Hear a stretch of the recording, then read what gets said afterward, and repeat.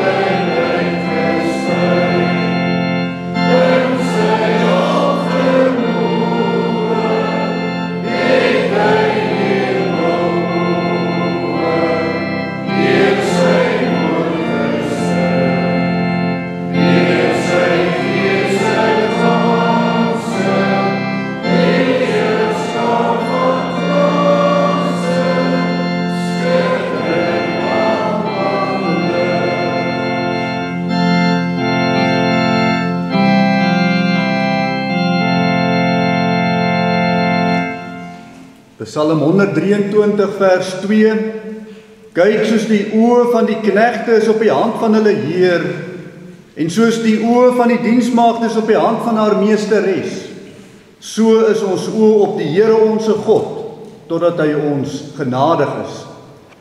Geliefdes, genade, barmhartigheid en vrede van God die Vader en Christus Jesus onse Here deur die kragtige werking van die Heilige Gees. Amen.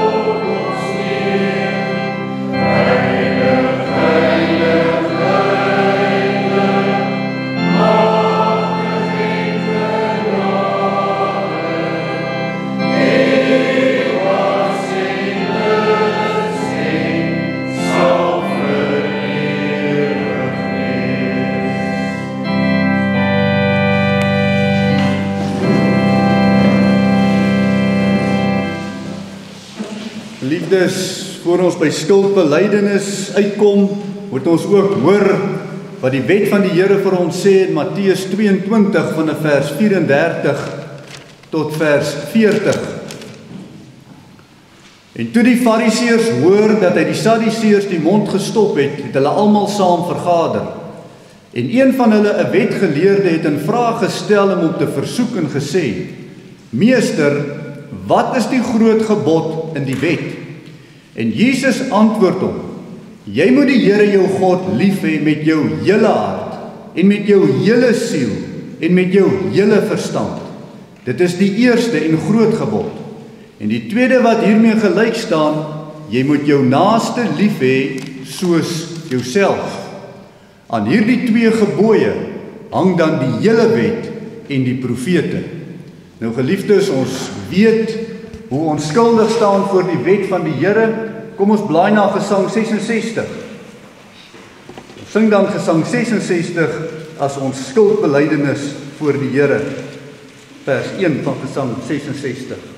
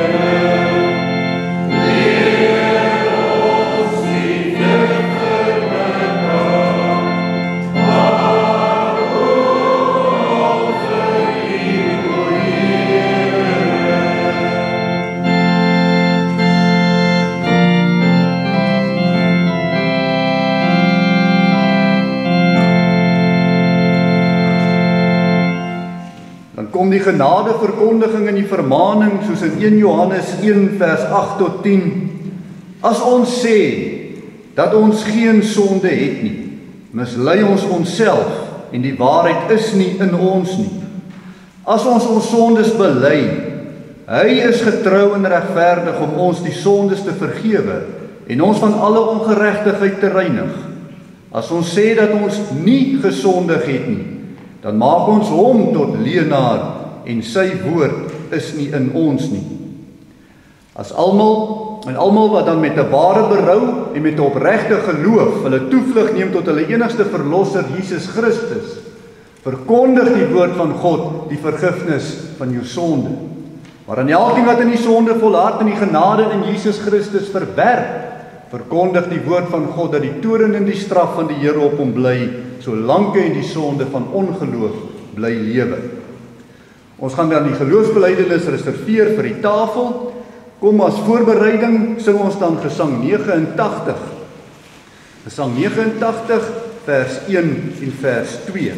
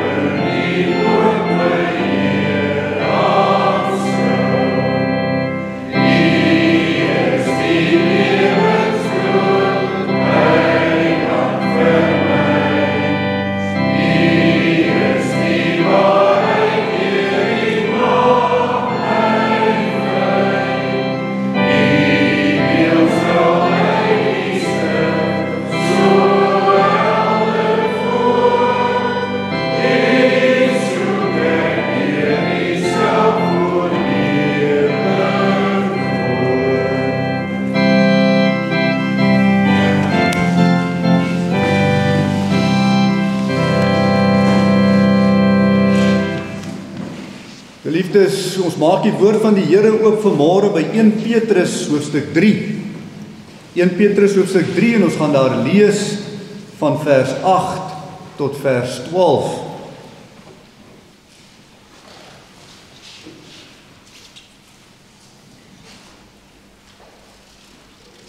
Vers 8 tot vers 12 van 1 Petrus hoofstuk 3. Terwyl ons met die woord van die Here dan so oop is, kom ons verenig in gebed saam.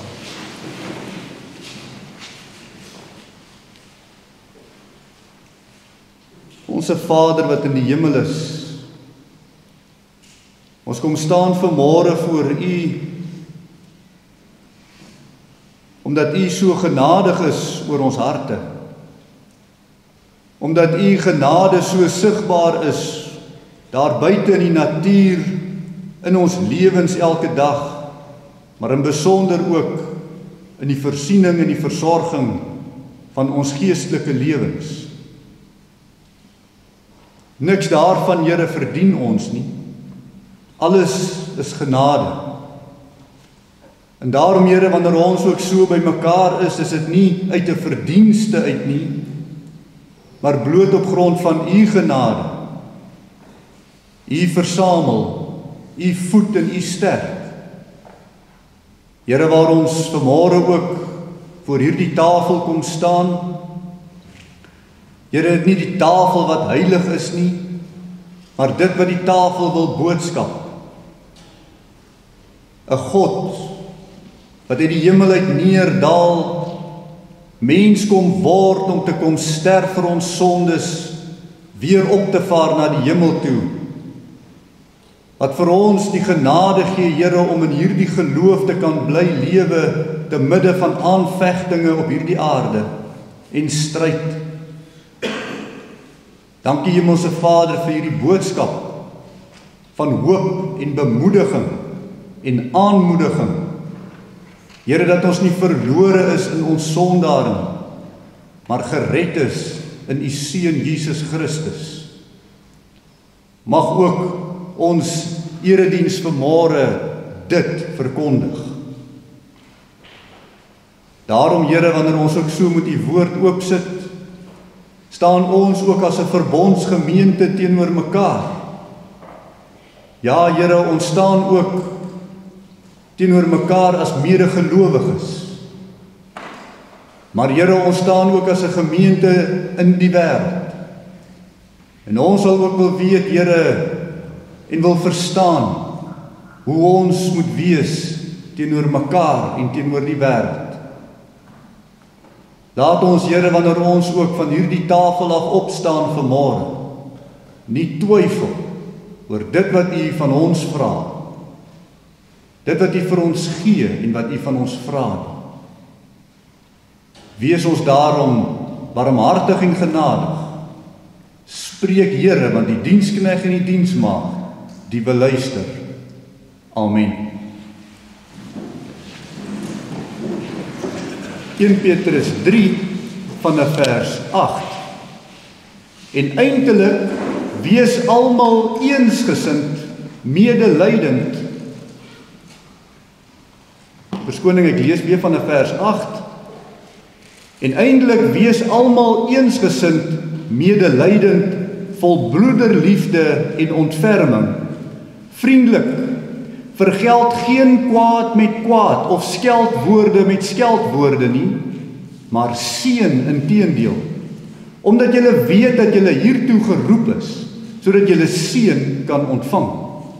Want wie die lewe wil lief hê en goeie dae wil sien, moet sy tong bewaar vir wat verkeerd is en sy lippe dat hulle geen bedrog spreek nie. Hy moet afwyk van wat verkeerd is en doen wat goed is. Hy moet vrede soek en dit najaag, want die oë van die Here is op die regverdiges en sy ore tot hulle gebed. Maar die aangesig van die Here is teen die kwaaddoeners. Geliefdes, kom ons blaai net na Psalm 34. Psalm 34, besondere psalm vir Petrus in hierdie boek. Psalm 34, ons gaan net lees van vers 13 tot vers 17. Jy moet oplet waar Petrus vandaan kom met hierdie gedeelte. Psalm 34 vers 13 tot 17. Wie is die man wat lus het in die lewe, wat die dae lief het om die goeie te sien? Bewaar jou tong vir wat verkeerd is en jou lippe dat hulle nie bedrog spreek nie. Wyk af van wat verkeerd is en doen wat goed is. Soek die vrede en jaag dit na. Die oë van die Here is op die regverdiges en sy ore tot hulle hulp geroep. Die aangesig van die Here is teen die kwaaddoeners om hulle gedagtenis van die aarde af uit te roei. 1 Petrus 3 vanaf vers 9 kan u sien verwys na Psalm 34.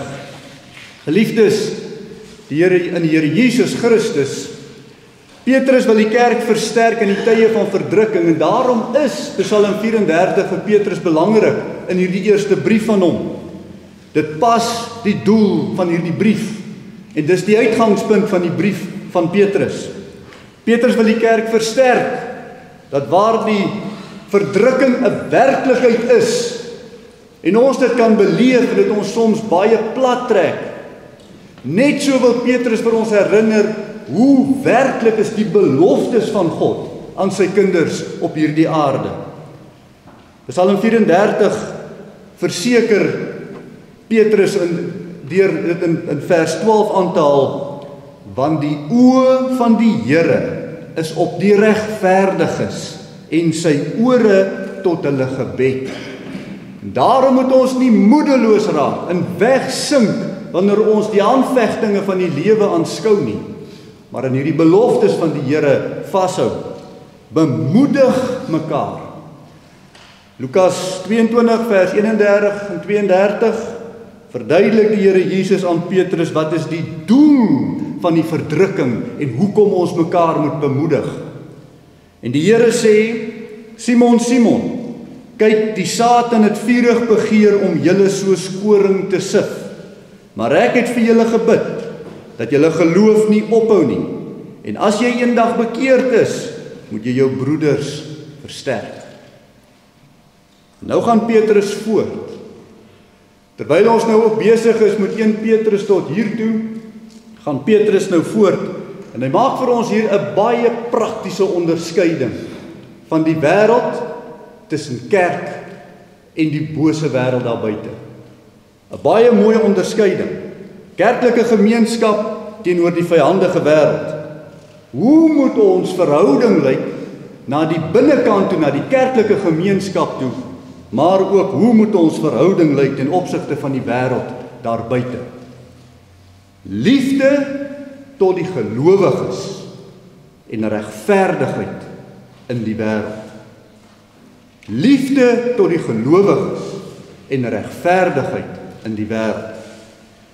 Eenvoudig gestel, hou die eenheid deur liefde in die binnekant, maar leef regverdig in die buitekant. Pas jou geloofsgemeenskap op met liefde, sê die Here. Leef met regverdigheid teenoor die ongelowiges. Dis die 2 punte. Pas jou geloofsgemeenskap op met liefde. Nou vers 8 begin. En eindelik, wees almal eensgesind, medelydend, vol broederliefde en ontferming, vriendelik. Geliefdes, een van die erger dinge van verdrukking is waar jy jouself alleen bevind. Dis nie lekker om in die tye van swaar kry jouself alleen ook nog te bevind. En daarom is die Here Jesus so genadig om vir ons die kerk te gee. Want 'n mens is nie 'n eiland nie. Ons het 'n geloofsgemeenskap nodig. En uiteindelik wanneer ons in hierdie wêreld staan, dan kom ons agter nie enige geloofsgemeenskap werk vir enige een nie. 'n Geloofsgemeenskap is 'n gemeenskap wat mekaar ken, wat die omstandighede ken. En daardie gemeenskap werk saam en met mekaar mee. Daarom moet die geloof eensstemmig wees.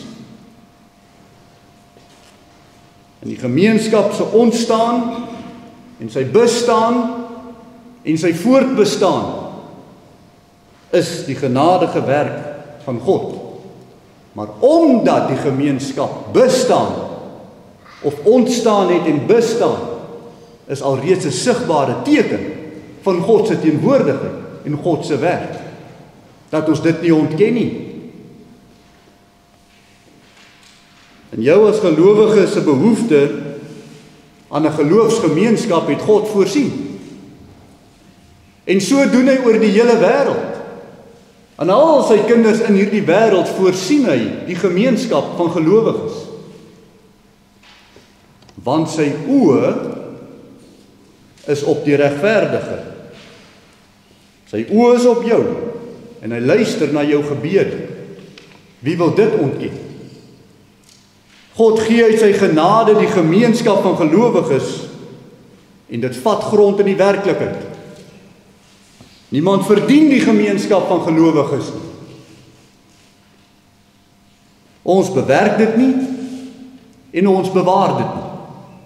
God doen dit. Dis nie mensewerk nie. En daarom ook nie die produk van menslike prestasie nie. Niemand kan daarin roem nie.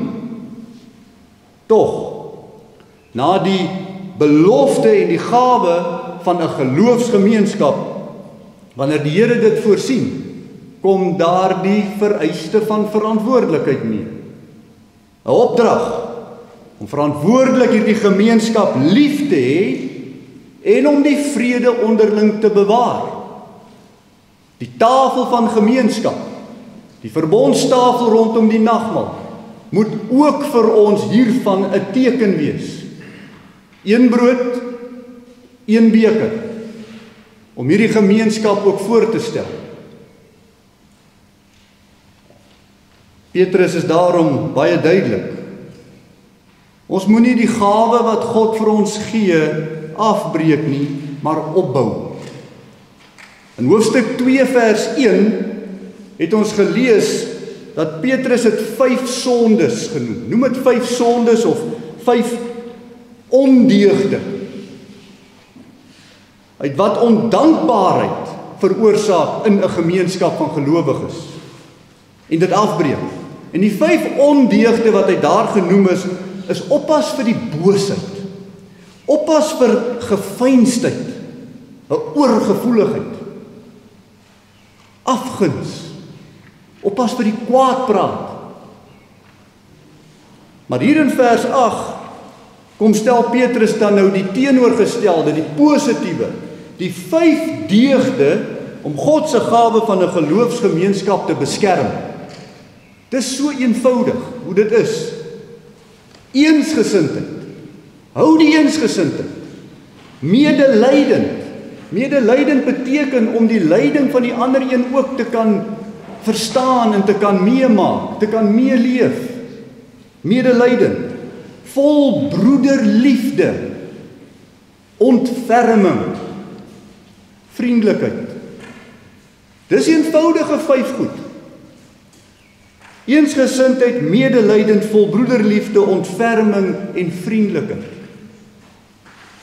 Opregte vriendelikheid kom tog uit 'n nederigheid uit na vore. Anders is dit 'n voorgee vriendelikheid. So nederigheid is ook belangrik by die vriendelikheid. Vir 'n gemeente is om God se middel werklik vir mekaar medelydend te kan wees, vereis daarom hierdie Heilige Gees werk in die kerk. En dit moet sigbaar word. Dat elke lidmaat eerste met hierdie dankbaarheid gevul sal wees, ingestel sal wees om die liefde en die vrede onderling aan te moedig. Want verdrukking wil dit onderdruk en afbreek. Hierdie 5 deugde is oorgenoeg en genoeg in die opbou van die gemeenskap van gelowiges. God kom sê nie hier, wees eerste 'n gemeente, dan sal hy sy oë op jou hou en na jou gebede luister. Dis nie waar, dat ons eers moet goed doen, en dan sal God genadig wees. Dis tog nie genade nie, dan is dit verdienste. Dis nie wat die Here sê nie. Nee, soos Romeine 5 vers 8 dit vir ons ook baie duidelik stel. God bewys sy liefde tot ons daarin, dat Christus vir ons gesterf het, toe ons nog sondaars was. God is eers genadig deur te gee, dan eis hy die gehoorsaamheid uit die dankbaarheid. Liefde tot ons gemeente is daarom nie 'n voorwaarde, alvorens God sy beloftes van genade oor ons sal uitgiet nie.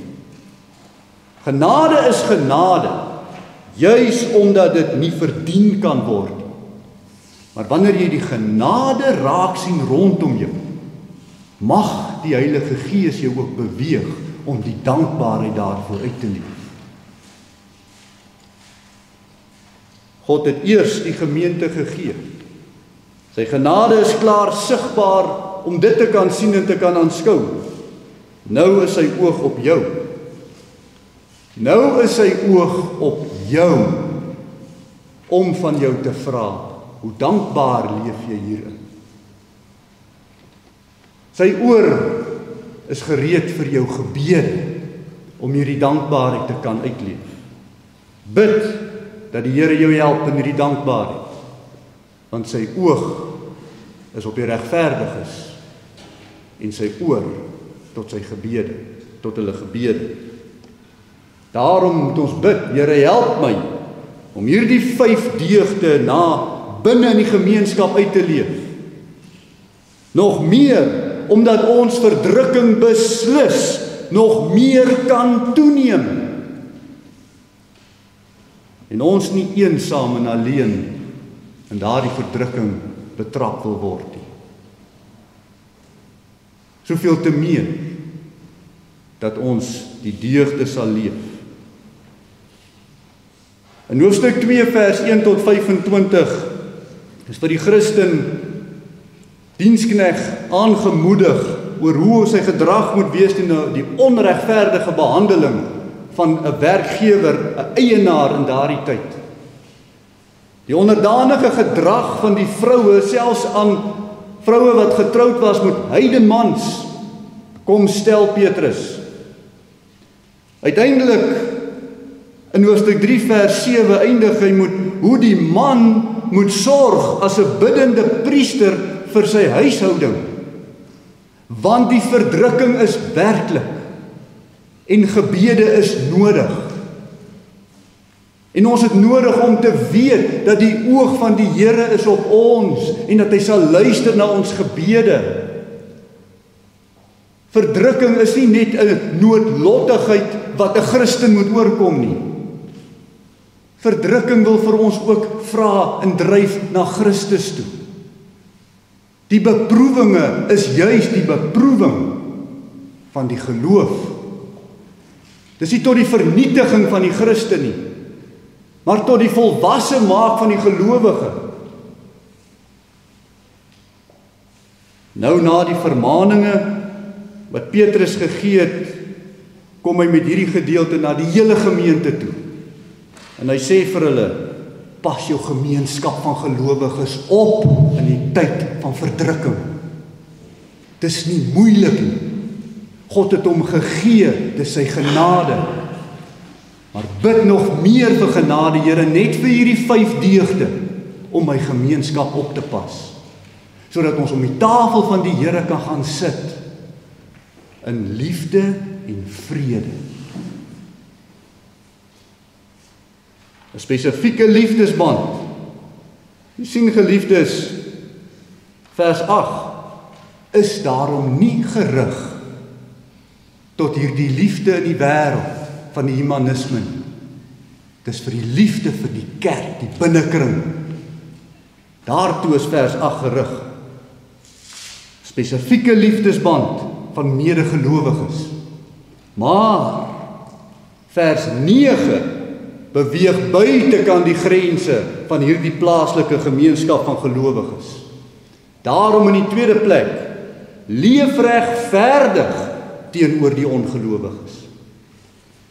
1 Petrus 3 vers 9 begin dan deur te sê, vergeld geen kwaad met kwaad of skeldwoorde met skeldwoorde nie, maar seën inteendeel, omdat julle weet dat julle hiertoe geroep is, sodat julle seën kan beerwe.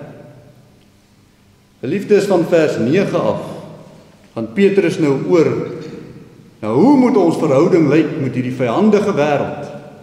Ja, die wêreld wat hierdie verdrukking graag oor die kerk bring. En wat hierdie vyande van die gemeente aanbetref, moet ons lewe teenoor hulle met die voorbeeld van Christus en die woord van Christus. Reeds het Petrus het vir ons geleer in hoofstuk 2 vers 23, toe hy Christus se voorbeeld so aanhaal. Wat? Toe hy uitgeskel is, nie terug uitgeskel het nie. Toe hy gelei het, nie gedreig het nie, maar dit oorgegee het aan hom wat regverdig oordeel. Daar's 'n verband tussen vers 9 en hoofstuk 2 vers 23. Christus se liefde in die binnekring van die gemeenskap van gelowiges hou die gelowiges sterk. Maar Christus eis regverdigheid na buite toe.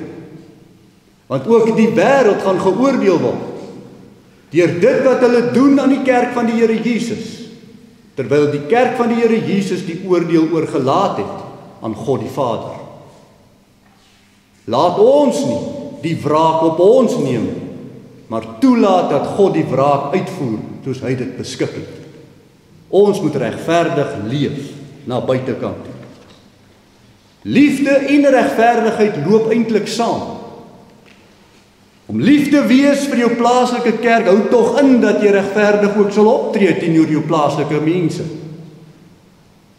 Sal iemand wat binne die liefde van Christus lewe nou onregverdig wees teenoor vyande? Wees lief vir jou mede-gemeentelede, maar bly altyd regverdig teenoor jou vyand. Liefde en regverdigheid is onskeidbaar, maar nie 'n teenstrydigheid nie.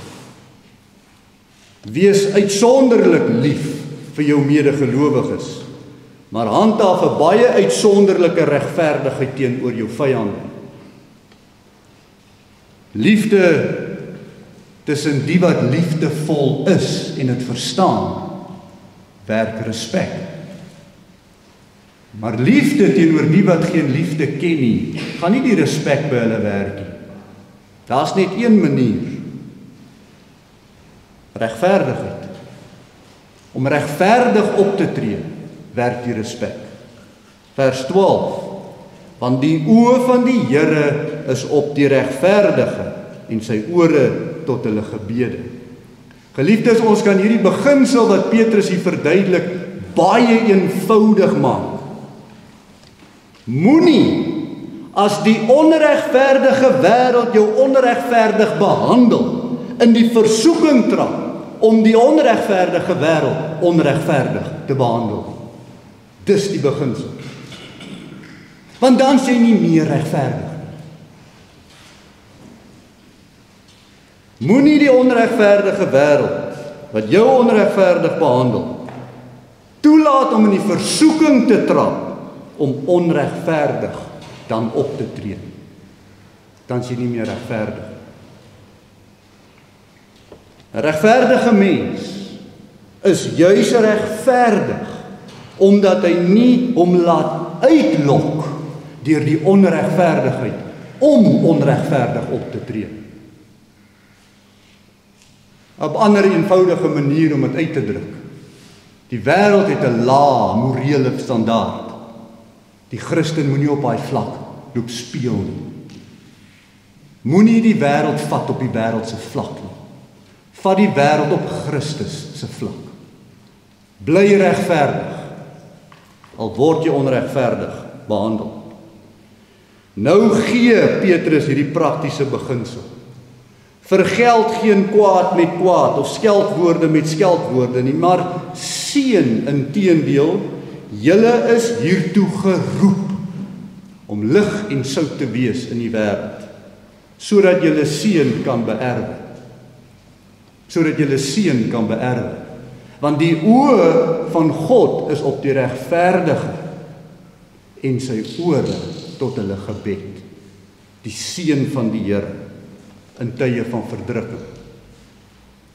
Verdrukking se doel is die versoeking tot onregverdige optrede. Baie gee toe in die tye van verdrukking en baie regverdig hulle onregverdige optrede omdat hulle verdruk word. Maar so sif die Satan en skud hy die sif. En Petrus maan die regverdige deur Psalm 34 aantal in vers 10 en 11. Wanneer jy in verdrukking versoek word, bewaar jou tong van wat verkeerd is. Bewaar jou lippe om bedrog te spreek. Wyk af van wat verkeerd is en doen wat goed is. Soek vrede en jaag dit na, sê Psalm 34. Dis Paulus se basis. Want die oë van die Here is op die regverdige en sy ore tot hulle gebede. En geliefdes, dis nie uit jou eie krag eers nie. Dit is nie eers uit jou eie kragte wat jy dit kan doen nie. Dis alleen deur 'n gebedslewe voor God in tye van verdrukking, waarin ons mekaar as gelowiges moet aanmoedig, waar ons mekaar moet bystaan met die tere liefde van gemeenskapslewe, met hierdie 5 deugde, sodat wanneer ons in hierdie wêreld die verdrukking verduur, ons mekaar 'n warm plek het in die kerk. Ons ken die uitdrukking van iemand wat sê, ja, dis soos 'n kool wat daar een kant lê, hy gaan vinniger koud word as die hoop kole aan hierdie kant. Daar's 'n ander baie mooi uitdrukking.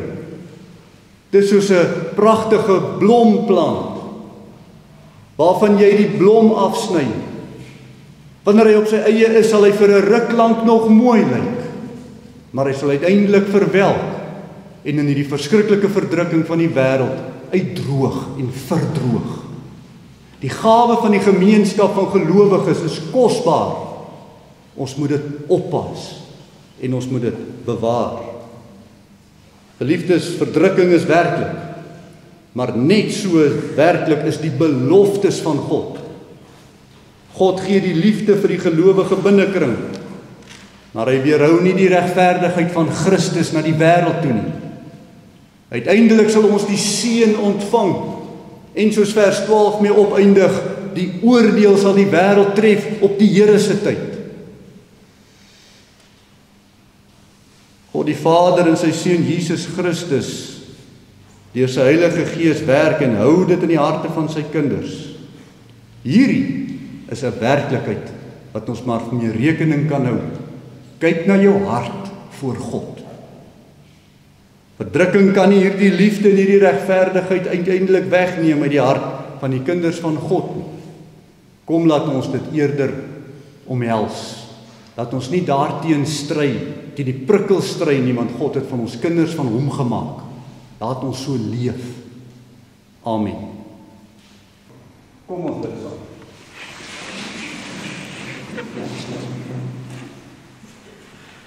Ons almagtige drie-enige God,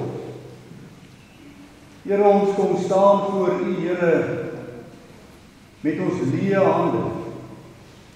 Ja, Here, ons kom staan voor U gestroop van enige goedheid in onsself, wat enige verdienste van U af regverdig. Ons kom staan voor U, Here, omdat U ons genadig is. Ons kom staan as 'n gemeente voor U, Here, omdat U ons so geroep het. Ons kom staan voor U, Here, as individue in hierdie gemeente, omdat U ons so bekleed het met Christus.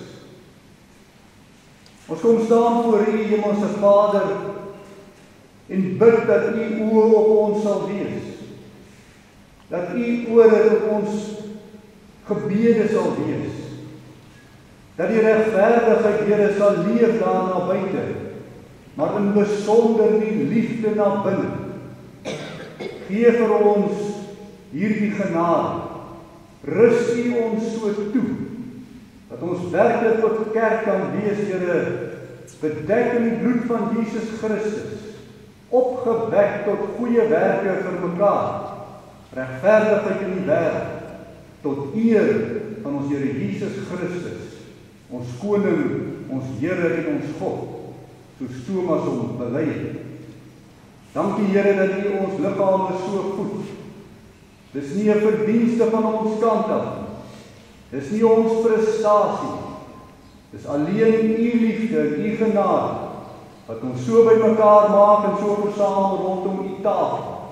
U ete, U dankbare offer, Here, wat U gelewer het voor die Vader, word ons dankbaarheid wat ons mag ontvang uit U hande en niks meer. Dankie hiervoor. Dankie, Hemelse Vader, dat U ons so deel maak van U liggaam. Deur hierdie eenvoudige tekens van brood en wyn, waarin ons die dood van Christus kan verkondig, totdat Hy weer kom, as 'n gemeenskap van gelowiges. Ons bid al hierdie dinge, Here, nie omdat ons enige iets verdien, maar alleen leef in die genade wat U vir ons gee.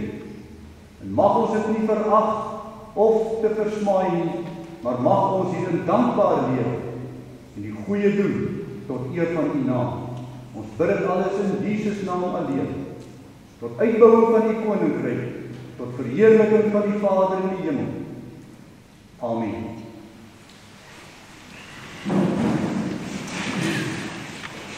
Geliefdes, kom ons maak op by Gesang 256. Psalm 256, Psalm vers 1 en 2, vers 3 is besonder, ver bo ons waarde of gebede, skenk U aan ons die guns, o Heer. Selfs waar die sonde skuld vermeerder, maak U ook die genade meer. Oorvloedig is U in liefde en groot is U geregtigheid. U vul ons diepste hartsbehoefte en dra ons deur die aardse stryd. Kom ons kyk af vers 1 en vers 2 van Psalm 256.